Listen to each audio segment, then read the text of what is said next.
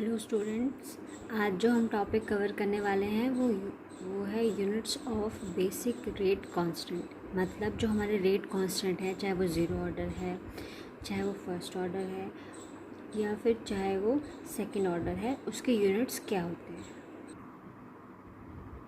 जैसा कि हम लोगों को पता है, जब भी कोई रिएक्शन होती है तो उसका जो रेट है वो उसकी कंसंट्रेशन पे डिपेंड करता है। ठीक है, ये हम सबको पता है कि हमने बहुत पढ़ा है कि जो रेट है आपकी केमिकल रिएक्शन का वो आपके कंसंट्रेशन पे डिपेंड करता है। लेकिन जब साइंटिस्ट ने थ्योरेटिकली तो ये पॉसिबल है कि रेट जो है वो आपकी कंसंट्रेशन पे डिपेंड करता है, लेकिन जब साइंटिस्ट ने प्रैक्टिकल परफॉर्म किए तो उन्होंने एक एडिशन किया एन का। ठीक है, उन्होंने कहा कि जो आपकी रेट है वो ना सिर्फ कंसंट्रेशन पे अकेले डिपेंड नहीं करती है, बल्कि वो उसकी पावर पे भी डिपेंड करती है। तो मतलब कि जो रेट है वो प्रोपोर्शनल है आपके कंसंट्रेशन एंड इट्स पावर। ठीक है, अभी ये एन क्या है? एन है आपका ऑर्डर ऑफ रिएक्शन, जो हमने प्रीवियस लेक्चर्स में किए हैं, orders, first order, second order, zero order reactions. तो वो उसकी पावर पे भी डिपेंड करता है, यानी कि वो उसके ऑर्डर पे भी डिपेंड करता है। ठीक है, अभी जैसे कि क्या हुआ कि रेट जो है वो आपके कंसंट्रेशन पे डिपेंड है, यहाँ पे प्रोपोर्शनलिटी है। ठीक है, अब जब हम इसको प्रोपोर्शनलिटी साइन को हटाएंगे तो आर रिप्रेजेंट कर रहा है रेट को, किसके इक्वल होगा? कांस्टेंट और उसकी concentration with respect their power. ठीक है, तो हम इस रिएक्शन को इस तरह भी लिख सकते हैं। ठीक है, तो के क्या है? आपका रेट कांस्टेंट है, आर आपकी रेट है, कंसंट्रेशन है, एन मैंने आपको पहले बता दिया, एन है आपका ऑर्डर ऑफ रिएक्शन। ठीक है, अब इस चीज़ को हम एक रिएक्शन के थ्रू समझने की कोशिश करते हैं। सपोज़ हमारे पास N2 + H2 है, वो क्या बना रहा है? अमोनिया बना रहा है। ठीक है, इस चीज़ को ध्यान में रखिएगा। अब हम यहाँ पे इसको इस तरह से देखते हैं। सपोज़ हमारे पास A था, आपके पास B रिएक्टेंट है, A रिएक्टेंट है, B रिएक्टेंट है, और क्या है आपके पास? प्रोडक्ट है। ठीक है, ये मान लीजिए कि ये आपका जो छोटा a, छोटा b और छोटा c है वो उसकी पावर्स हैं। मतलब आपके रिएक्टेंट की पावर प्लस एक और रिएक्टेंट की पावर और आपके प्रोडक्ट की पावर। ठीक है, इन पावर्स पे जो है वो आपकी ऑर्डर ऑफ रिएक्शन डिपेंड करती है। हम कह सकते हैं कि अगर हमें इस पूरी होल रिएक्शन का ऑर्डर निकालना है तो हम n = जो आपकी पावर्स हैं, जैसे सपोज़ मैंने रेट किया तो रेट = a की पावर प्लस b रिएक्टेंट की पावर। ठीक है, a रिएक्टेंट की पावर और b रिएक्टेंट की पावर। तो मैं इसको इस तरह से भी कर सकती हूँ कि इस पूरी इक्वेशन का जो आपका रेट ऑफ इक्वेशन है वो निकलेगा आपकी a रिस्पेक्ट पे जो पावर है और b रिस्पेक्ट पे जो पावर है उसका सम। ठीक है, तो उसका सम क्या होगा? आपका ऑर्डर ऑफ रिएक्शन। ठीक है, या रेट ऑफ रिएक्शन। ठीक है, अब हम इसको इलेबोरेट करते हैं। अब यहाँ पे R था। ठीक है, अब इसे यहाँ पे हमने प्रोपोर्शनलिटी साइन हटा के K कर दिया और एज इट इज़ ये हमारा दोनों रिएक्टेंट आ गए। ठीक है, यहाँ तक समझ में आ गया। अब हमने क्या किया? इस K को यहाँ ले आए और इस R को यहाँ पे ले आए। तो जो हमने ये इंटरचेंज किया तो हम इसको इस तरह से लिख सकते हैं। ठीक है, R क्या है आपका? R के यूनिट क्या होते हैं? आपके रेट की क्या यूनिट होते हैं? मोल पर लीटर टाइम। ठीक है, तो क्या यूनिट होता है रेट का? Mole per unit rate upon litre time. ठीक है, यहाँ तक सबको समझ में आ गया। अब जो आपका रिएक्टेंट है, ठीक है, उसके क्या यूनिट्स होते हैं?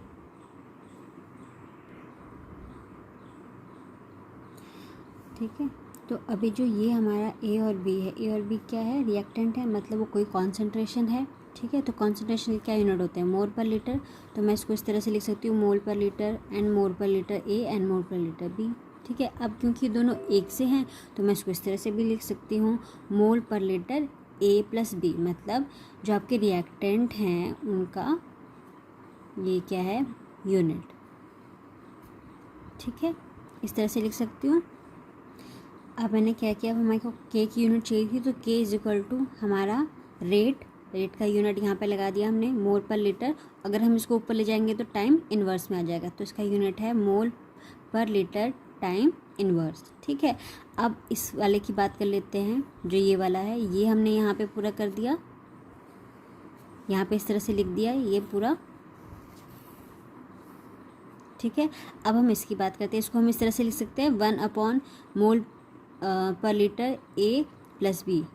ठीक है, इसको हमने एज इट इज़ यहाँ पे रख दिया। समझ में आ गया? हमने क्या किया, पहले इनके यूनिट्स को यहाँ पे लिखा, कंसंट्रेशन के यूनिट को यहाँ पे लिखा, फिर हमने क्या किया, इसको एज इट इज़ यहाँ पे लिखा। हम के की वैल्यू निकाल रहे हैं ना, ये का यूनिट निकाल रहे हैं, और टाइम को हमने ऊपर कर दिया तो ये इन्वर्स में आ गया। फिर हमने इसको एज इट इज़ यहाँ पे रहने दिया, क्योंकि ऊपर क्या है 1 है।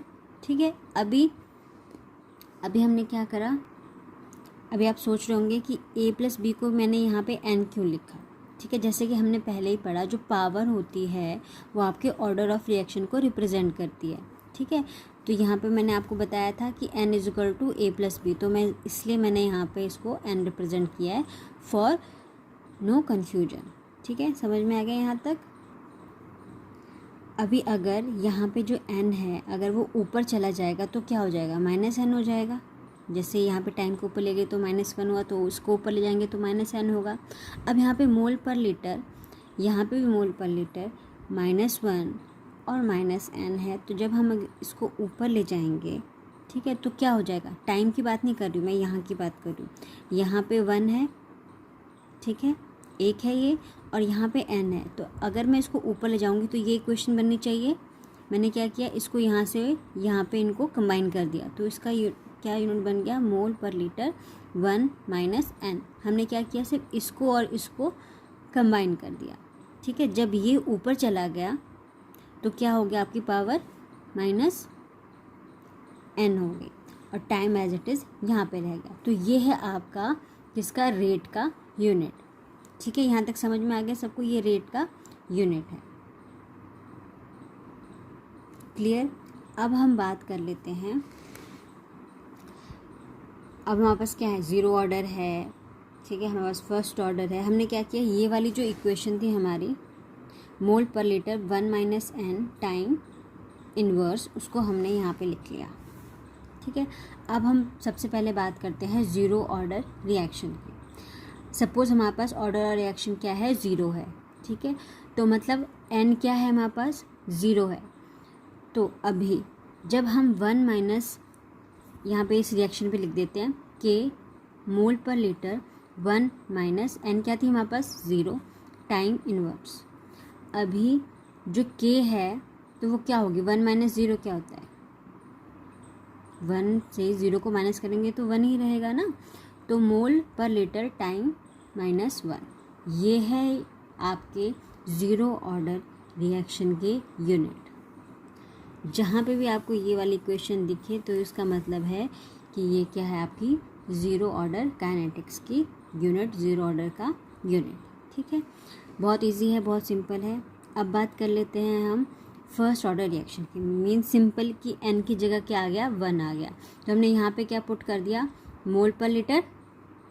ठीक है, और 1 था ऑलरेडी, -1 टाइम इन्वर्स।